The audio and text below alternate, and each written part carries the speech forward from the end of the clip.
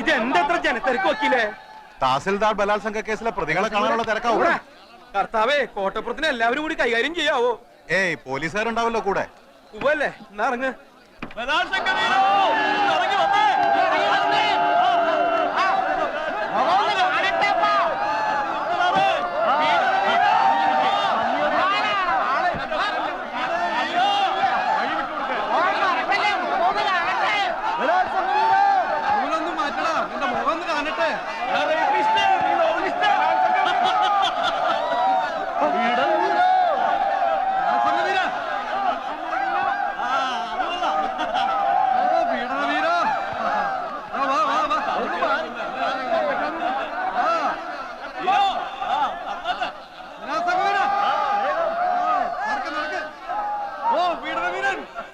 The accused 1 and 2 are released on bail. They are to report before the police on every Sunday until further orders. എന്തിനാണെന്ന് പറയേ. എത്രയും പെട്ടെന്ന് തലയ്ക്ക് പിടിക്കുന്ന ഏതെങ്കിലും ഒരു മദ്യം നോക്കിക്കോ, എടുത്താണോ? ഇതാ പൈങ്കിളി നോവലിസ്റ്റ് അല്ലേ? ഓ, നമ്മുടെ തഹസിൽദാരെ റേപ്പ് ചെയ്ത. എത്രയായി? 200.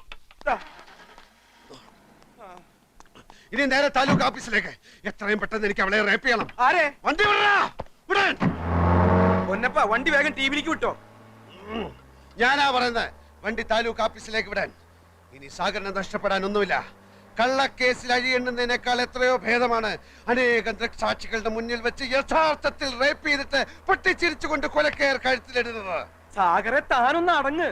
തനിക്കൊന്നും നഷ്ടപ്പെടാനില്ലായിരിക്കാം, പക്ഷെ അനേക ലക്ഷം വായനക്കാരുടെ സ്ഥിതി അതല്ല. എന്റെ സ്ഥിതി അതല്ല. തന്റെ നോവൽ അച്ചടിച്ചു വിടുന്ന വാരിക മുതലാളിമാരുടെ സ്ഥിതി അതല്ല. താൻ ജനങ്ങളുടെ കണ്ണിലുണ്ണിയാണോ? എന്നെ പിന്തിരിപ്പിക്കാൻ നോക്കണ്ട. എന്നെ ഓർത്തെങ്കിലും താൻ അതിക്രമം ഒന്നും കാണിക്കരുത്. താൻ ഈ കേസിൽ പെട്ടു എന്ന് അറിഞ്ഞ അന്ന് മുതൽ ഈ മാമച്ചൻ ഉണ്ടിട്ടില്ല, ഉറങ്ങിയിട്ടില്ല. കാരണം താൻ വലിയൊരു കലാകാരനാ. ജാമ്യത്തിലിറക്കാൻ എത്ര ലക്ഷം വേണമെങ്കിലും ചെലവാക്കാന്ന് ഞാൻ വക്കീലിനോട് പറഞ്ഞു. അതാ സാഗര യഥാർത്ഥ സ്നേഹം. അങ്ങനെ സ്നേഹം ഉണ്ടെങ്കിൽ ഇയാൾ എന്റെ ഇഷ്ടത്തിന് നിൽക്കണം. ഞാൻ നിൽക്കും, തന്റെ കൂടെ നിൽക്കും. ഒരു 2 ദിവസം കൂടി കഴിഞ്ഞോട്ടെ. അതെന്തിന്? ഇത്രയും ദിവസം ജയിലിൽ കിടന്ന് താൻ ക്ഷീണിച്ചിരിക്കുക. നന്നായിട്ടൊന്ന് റേപ്പ് ചെയ്യാനുള്ള ആരോഗ്യം തനിക്കിപ്പില്ല. അത് ഇയാള് പറയരുത്. അവളോടുള്ള വൈരാഗ്യം മൂത്ത് ഞാനൊരു സിംഹമായി മാറിയിരിക്കുക.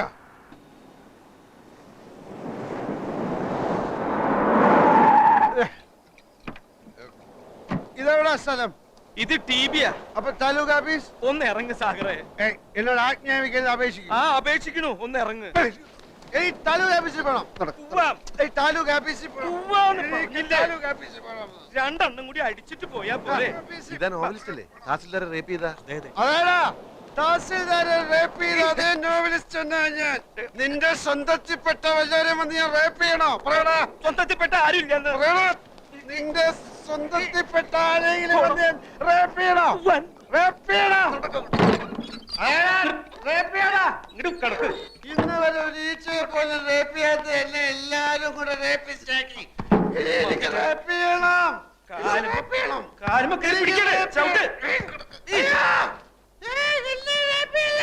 എനിക്ക് റേപ്പ് ചെയ്യണേ.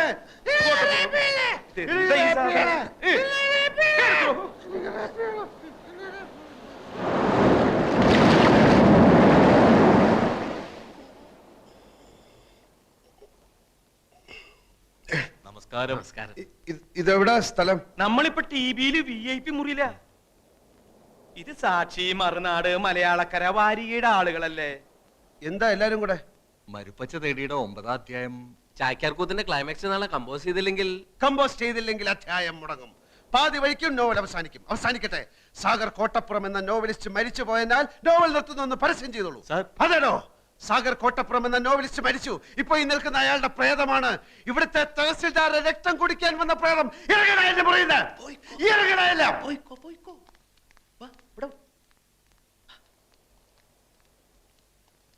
മുള്ള മുട്ടയിക്കുമ്പോഴാണ് ചാക്യാർ കൂത്ത്.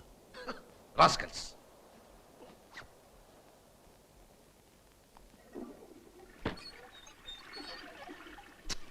ഇയാളെന്താ പോവാത്ത? അവന്മാരെ ഇറക്കി വിട്ടത് നന്നായി. കേരളത്തിന്റെ പ്രിയപ്പെട്ട നോവലിസ്റ്റ് അകത്തായപ്പോ അയാളെ ജാമ്യത്തിലെടുക്കാൻ ഒരുത്തനും വന്നില്ല. നന്ദിയില്ലാത്ത വർഗം.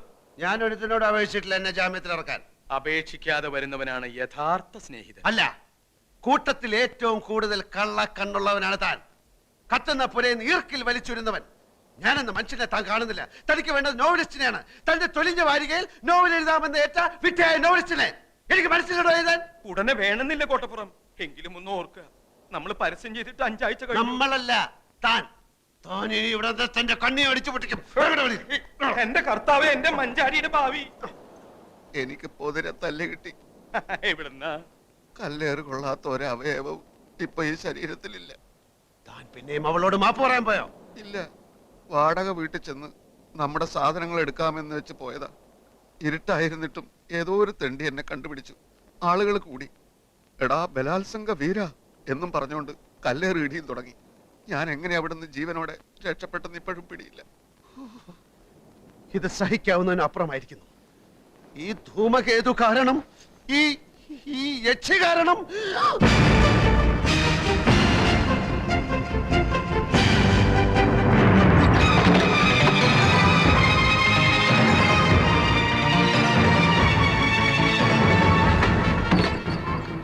ഒറ്റയടിക്ക് അവളെ റേപ്പ് ചെയ്ത് നശിപ്പിക്കാൻ പാടില്ല. പൊന്മുട്ടയിടുന്ന താറാവിനെ അങ്ങനെ കൊല്ലാൻ പാടില്ലല്ലോ. ഇനി അങ്ങോട്ടുള്ള സാഗർ കോട്ടപ്പുറം എന്ന നോവലിസ്റ്റിന്റെ ചോദനകളെ ഉദ്ദീപിപ്പിക്കുന്ന പ്രചോദനമാണവൾ. എന്റെ മഷി പറ്റാത്ത തൂലിക കൊണ്ട് ഞാൻ അവളെ നിരന്തരം റേപ്പ് ചെയ്യും. മാമച്ച, അനൗൺസ് ചെയ്തോളൂ. അടുത്ത ആഴ്ച മുതൽ പുതിയ നോവൽ ആരംഭിക്കായി. നോവലിന്റെ പേര് ഒരു ഗസറ്റഡ് യക്ഷി. ഒരു ഗസറ്റഡ് യക്ഷി. ഒരു ഗസറ്റഡ് യക്ഷി. എന്റെ കർത്താവേ, എന്തൊരു പുതുമയുള്ള പേര്, ഒരു ഗസറ്റഡ് യക്ഷി. നന്ദി കോട്ടപ്പുറം, നന്ദി. ഞാൻ ഈ നിമിഷം പോകുന്നു, ലോകത്തെ മുഴുവൻ ഇക്കാര്യം അറിയിക്കാൻ പോകുന്നു. സാഗർ കോട്ടപ്പുറത്തിന്റെ ഒരു ഗസറ്റഡ് യക്ഷി. അടുത്ത ലക്കം മുതൽ സാഗർ കോട്ടപ്പുറത്തിന്റെ ഏറ്റവും പുതിയ നോവൽ ഒരു ഗസറ്റഡ് യക്ഷി.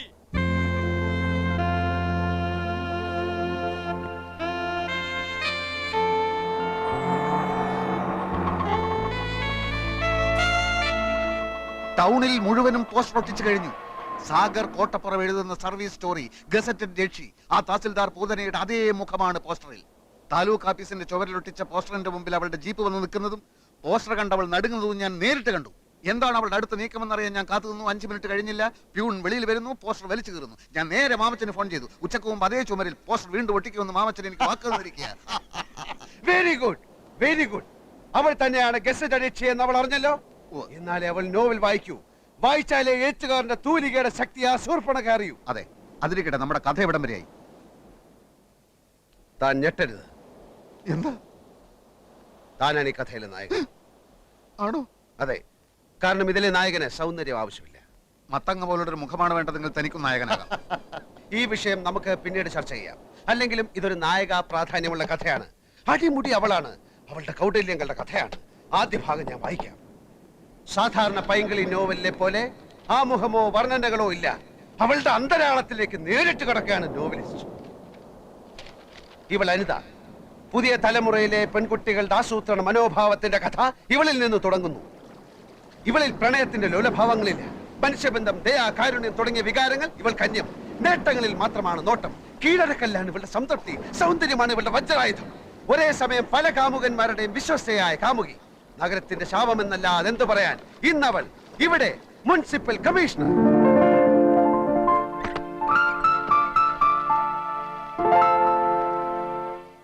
തലയ്ക്കകത്ത് കളിമണ്ണ് മാത്രമുള്ള ഈ കമ്മീഷണറെ സ്ഥലം മാറ്റാൻ നഗരപാലകർ ശ്രമിച്ചതിന്റെ ഫലമായിട്ടാണ് പുതിയ കമ്മീഷണർ ദിലീപ് മേനോൻ സ്ഥലത്തെത്തുന്നത്.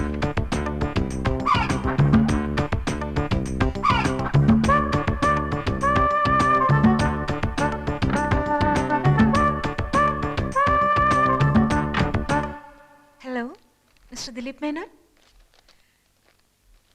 താങ്കൾ ചാർജ് എടുക്കാൻ വരുന്നുണ്ടെന്ന് ഞാൻ അറിഞ്ഞു. താങ്കളെപ്പോലെ മിടുക്കനായ ഒരു കമ്മീഷണറെയാണ് ഈ നഗരത്തിന് ഇപ്പോൾ ആവശ്യം. I heard you are so imaginative, a man with lot of innovative ideas. Yes sure. Before you take charge, shall we meet?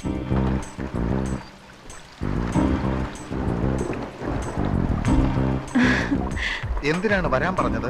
ആദ്യം അകത്തോട്ട് കടന്നിരിക്കൂ. പറയാനുള്ളത് പറയൂ. ഒരുപാട് പറയാനുണ്ട്. എങ്കിൽ ഞാൻ നാളെ വരാം.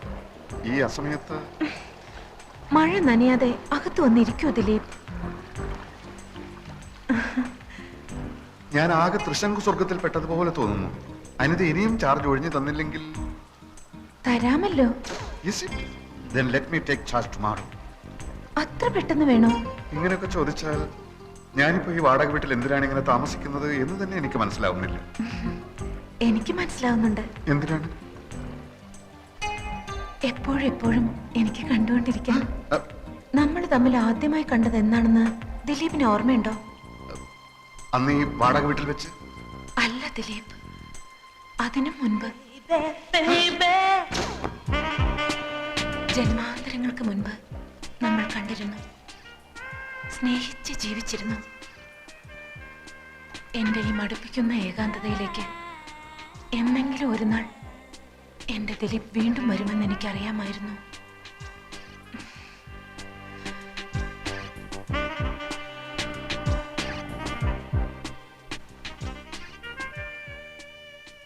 തനിക്ക് എന്താണ് സംഭവിക്കുന്നതെന്ന് ദിലീപ് മേനോന് നിശ്ചയമുണ്ടായിരുന്നില്ല. അന്ന് വരെ പരസ്ത്രീ സ്പർശം അറിഞ്ഞിട്ടില്ലാത്ത ദിലീപ് മേനോൻ ഒരു സ്വപ്നത്തിലേക്ക് വഴുതുകയാണ്. പാവം മേനോൻ കമ്മീഷണർ അനിതയുടെ കാപട്യം അറിയാതെ ആ നിമിഷത്തിൽ അവളെ പ്രണയിക്കാൻ തുടങ്ങി. അന്നേരം ഒരു സർക്കസുകാരിയുടെ മെയ്വഴക്കത്തോടെ ദിലീപ് മേനോനിൽ അനിത പടർന്നു കയറി.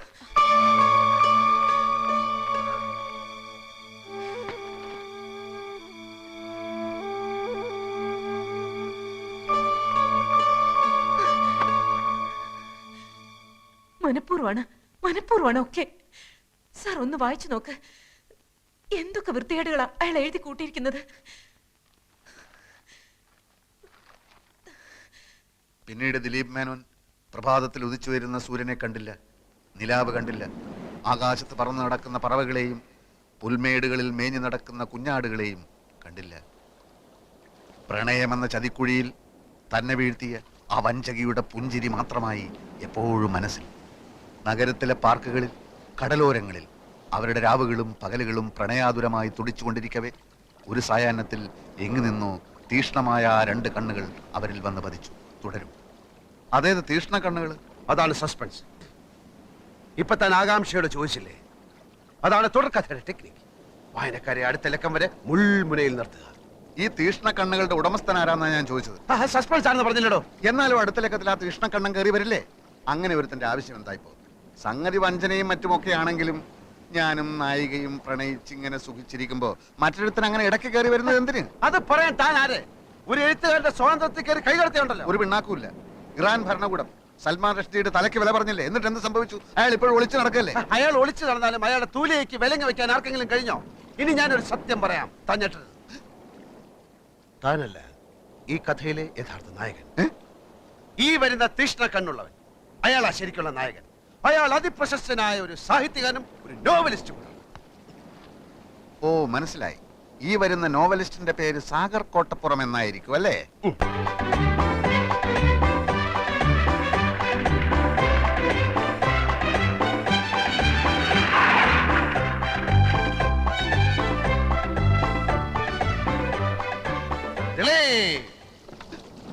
അയ്യോ, ഞാൻ ജയദേവൻ, ദിലീപിന്റെ സുഹൃത്താണ്, എഴുത്തുകാരൻ. അറിയാം, ഫോട്ടോ കണ്ടിട്ടുണ്ട്, വായിച്ചിട്ടുണ്ട് ഒരുപാട്. അനിത എന്നാണ് പേര് അല്ലേ? അയ്യോ, എന്റെ പേരെങ്ങനെ അറിഞ്ഞു? ഒരു എഴുത്തുകാരൻ എല്ലാം അറിഞ്ഞിരിക്കും. ഞാനിപ്പോ വന്നത് എനിക്ക് അനിതയോട് മാത്രമായി ചില കാര്യങ്ങൾ സംസാരിക്കാൻ.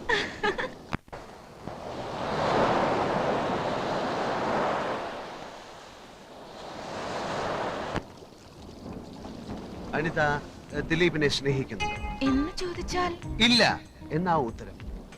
നോക്കൂ, അവനൊരു പാവമാണ്. ക്യാൻസർ ബാധിച്ച് മരണം കാത്തു കഴിയുന്ന ഒരമ്മ, കണ്ണിന് കാഴ്ചയില്ലാത്ത ഒരു അനുജൻ, കെട്ടിക്കാൻ പ്രായമായ 5 അനുജത്തിമാർ. അങ്ങനെ 100 കൂട്ടം പ്രശ്നങ്ങളുടെ ഇടയിൽ കിടന്ന് നട്ടം തിരിയുന്ന ആ മരങ്ങോടൻ ഒരു ചൊക്കിളിപ്പട്ടിയെ പോലെ നിന്റെ പുറകിൽ വാലാട്ടി നടക്കുകയാണ്. അവൻ ആ ജോലി തിരിച്ചു കൊടുത്തില്ലെങ്കിൽ നിന്റെ മോൻ അടിച്ച ചമ്മന്തിയെ കൂടി. എന്ത് പറ്റി പറയൂ, എന്തിനാ? ഞാൻ ആരാധിക്കുന്ന വലിയൊരു എഴുത്തുകാരന്റെ വായിൽ നിന്ന് ഇത്തരം വാക്കുകൾ ഞാൻ തീരെ പ്രതീക്ഷിച്ചില്ല. ഞാൻ സത്യമാണ് പറയുന്നത്. സത്യം എന്തോ ആവട്ടെ. സത്യത്തിന് അങ്ങനെ എന്തോ ആകാൻ കഴിയില്ല, കാരണം സത്യമാണ് സത്യം.